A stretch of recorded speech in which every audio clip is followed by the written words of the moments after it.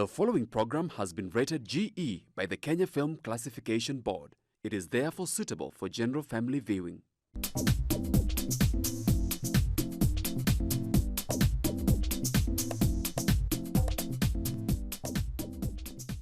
Hello viewer, welcome to Chungu cha Jamii. I'm your host Eunice Mugo.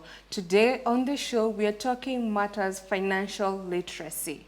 How much do you know your finances? Where do you channel your finances? What do you do with your finances? These are some of the questions that you are going to answer today, and interacting with our guests that I will allow them to introduce themselves. Welcome guests. Thank you. Yes, we appreciate. Certainly. Back again. Yes. The same conversation. So my name is Monica Omboimo here. I'm a financial and risk advisor. So my conversation is matters insurance, matters investment, matters saving. That's the conversation.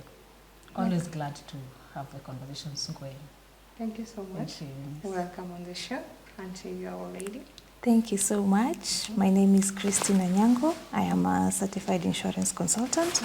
So we are here to talk on matters finance, as Monica has said, and we are also going to talk about our wealth protection. We create it, so how we're going to protect it so that it doesn't go back to zero. Yeah. Welcome on the show, ladies.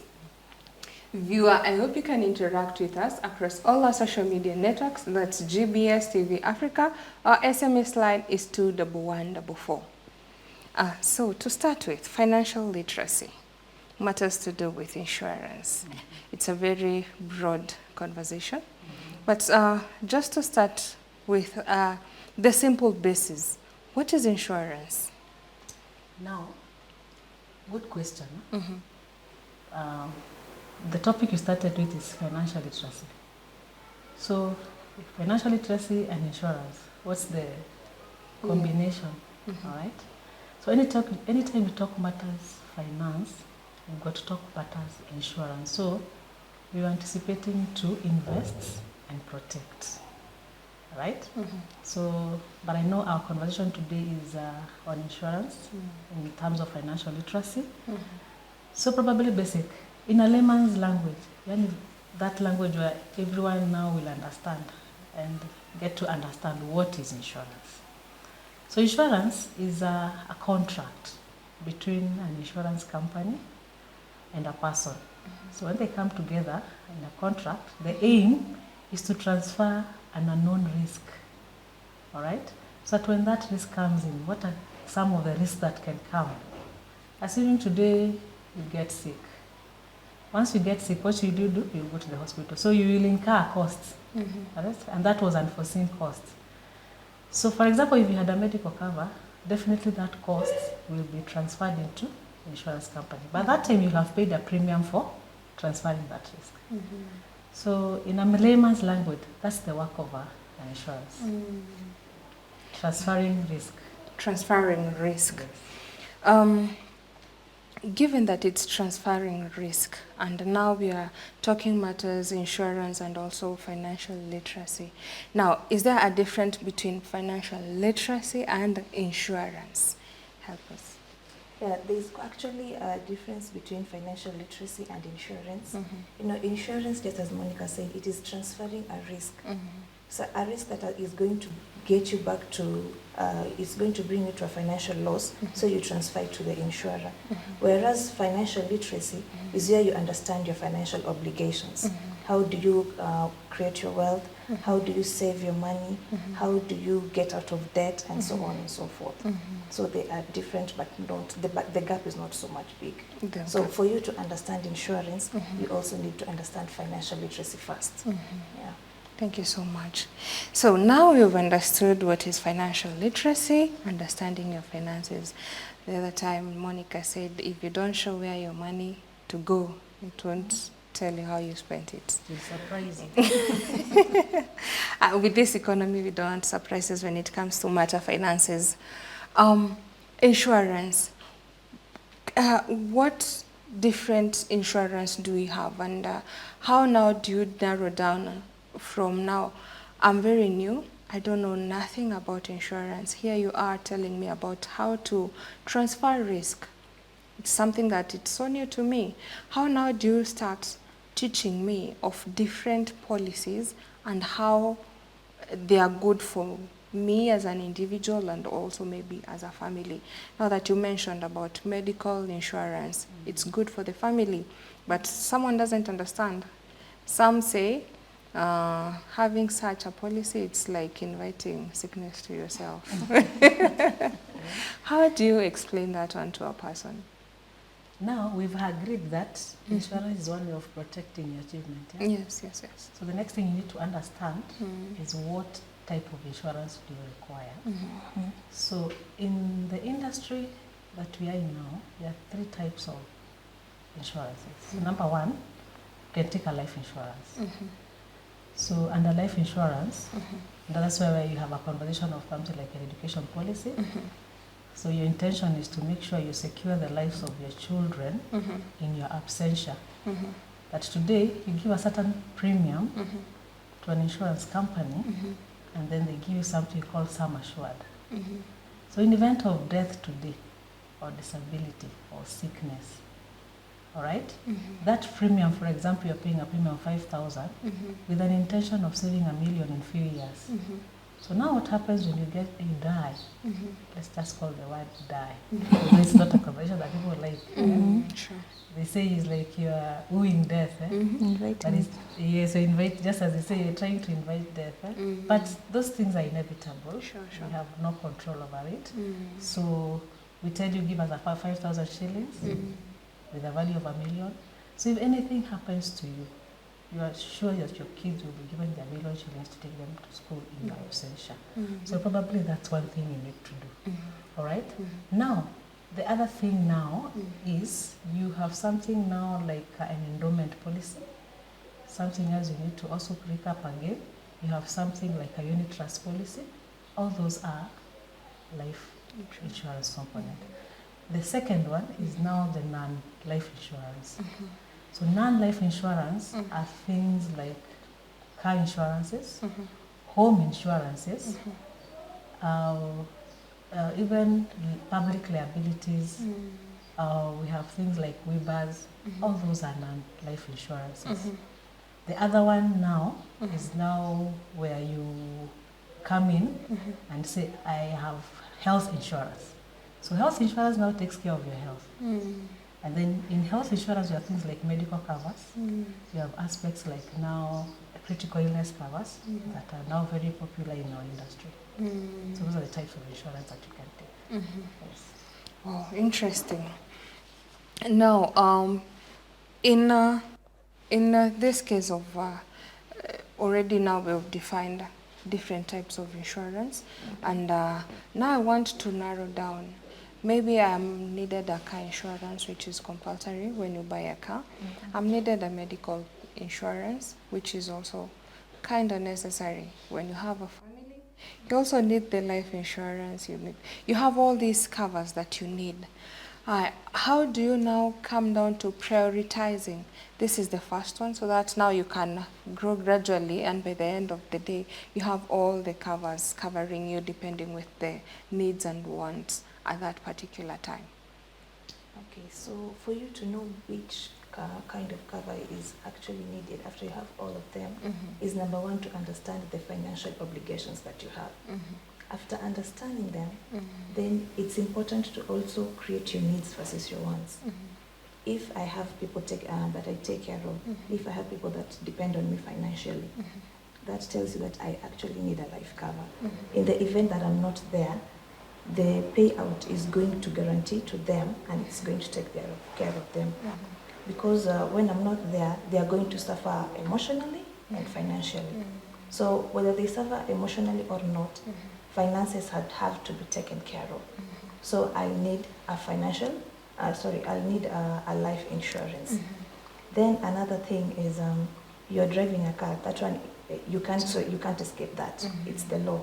You can't escape that. Then another thing is I have a child. This child will obviously go to school. So that means I'll need an education policy for this child. So for you to know which kind of insurance policy I need, go back to the drawing board and look at the people that depend on you. If I have children, education policy. If I have people that look up to me, they depend on me financially, I need a life insurance for them. So that's how you can gauge which kind of financial policy to choose. Wow, interesting. Now that you've narrowed down the priorities and the durations, you've mentioned of starting with, if it's a life insurance, you're aiming for $1 million, you pay like a 5,000. Is it now a monthly basis or is it an yearly basis? And how do you now start to calculate when it comes to now saying it's saving in terms of insurance, now transferring the cost? Now I've decided this is what I want.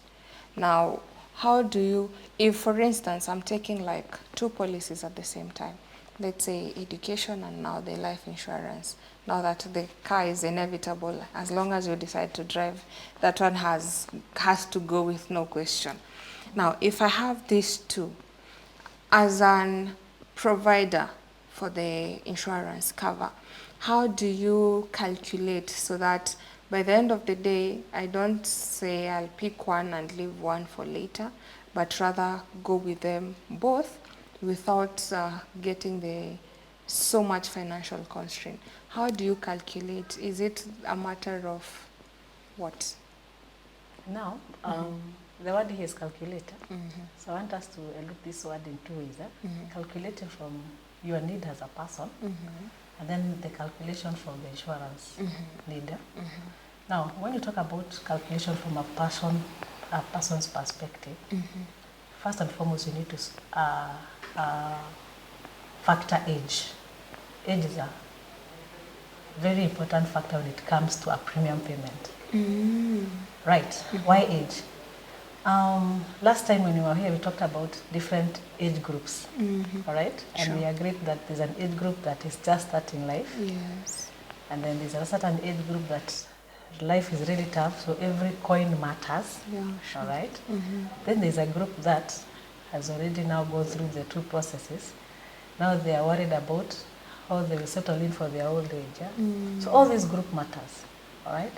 So the first group, they have a lot of disposable income. All right. So the much amount of money you defer at this point is what will be put into a scheme, probably in an insurance company, for products that are available and solutions. There are very many solutions that can be put up by a person, in relationship to your need. Probably, as we say, someone else is looking to build a fund for their education, for the education of their children, and someone else is looking up to put up a fund for the purposes of having a passive income.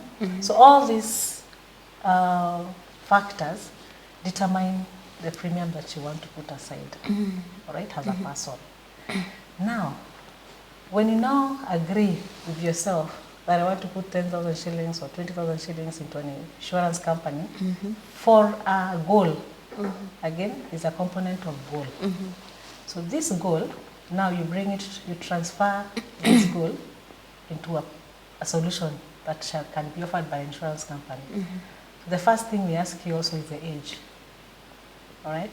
The other thing we ask you, what is the need? Why are you coming and why are you bringing this premium on board, all right? So you come in, some will say, I'm coming with a desire to put up something for my children.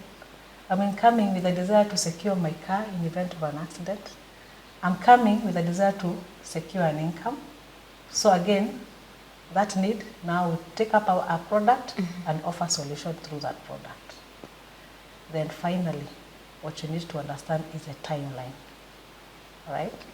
In all insurance companies, you need to understand that when you're onboarding, we have the long-term contracts, we have short-term contracts, we have term policies, we have like non-motor.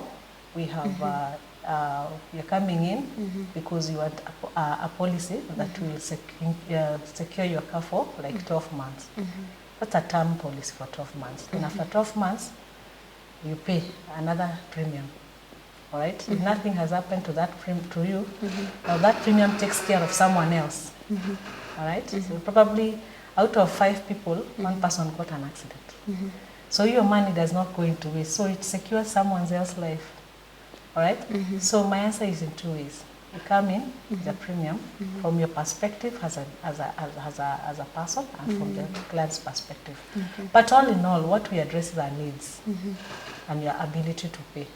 So that's what is very important when you're onboarding on an insurance component. Very much interesting, because now understanding the 2 aspects of the same is very crucial. Now, my concern, my other question would be, now that I've known the 2 trajectories, and I've known from my personal perspective, this is the match and the timeline that I need.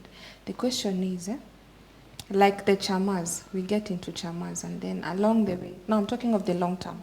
The short term might be a bit flexible, but now the long term, I've said I want a policy for 10, 20 years, depending. And now I'm paying. Then along the line, I'm at a financial corner and I'm not able to pay. Do I drop out, or do I tie a knot and hold on? This is what I want. I would want to learn, and also my viewer to understand better. But before you answer that, let us take a quick break. Viewer, I hope you're learning as much as I am. Send in your question, your comments across all our social media networks. That's GBS TV Africa. Our SMS line is 21144. We'll be back shortly.